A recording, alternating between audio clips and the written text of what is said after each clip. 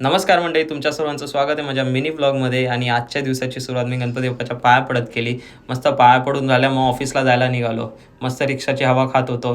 नंतर स्टेशनला उतरल्यावर ट्रेनची वाट बघत होतो, कोणती ट्रेन लागते. ट्रेन तर काय लागत नव्हती. नंतर शेवटी एक ट्रेन लागली मस्तपैकी, मग ती पकडली. पण नेहमीप्रमाणे मला उभ्यानीच जावं लागलं. डोंबले ते करी रोड उभ्यानी मी प्रवास केला. उतरलो. आता बघा तुम्हाला एक सुंदर गोष्ट दाखवतो. हे बघा आपले स्वामी. हे आहे स्वामींचं मठ करी रोडला. ओके, इतकं सुंदर मठ आहे. मस्त स्वामींचं दर्शन घेऊन मी दिवसाची सुरुवात केली कामाला. नंतर हे बघा, लॅपटॉप मस्तपैकी ऑन केला, डेस्क साफ केला, सगळं झालं. नंतर मला शूट करता आलं नाही, म्हणून दुपारी डायरेक्ट जेवताना मी कॅमेरा ऑन केला. सेम माझं इव्हिनिंगला पण तेच झालं की मला शूट करता आलं नाही, म्हणून डायरेक्ट ट्रेनमध्येच कॅमेरा ऑन केला. ट्रेनमध्ये गर्दी होती. ठाण्याला मला उठावं लागलं कारण सगळे बसत होते. ओके, त्यानंतर उतरलो, मस्तपैकी घरी गेलो. आणि नेमकं इथे पण नशीब खराब की मला पुढचीच सीट मिळाली. नंतर काय, घरी गेलो. हे बघा महाराजांची फ्रेम. नंतर खूप गरम होत होतं.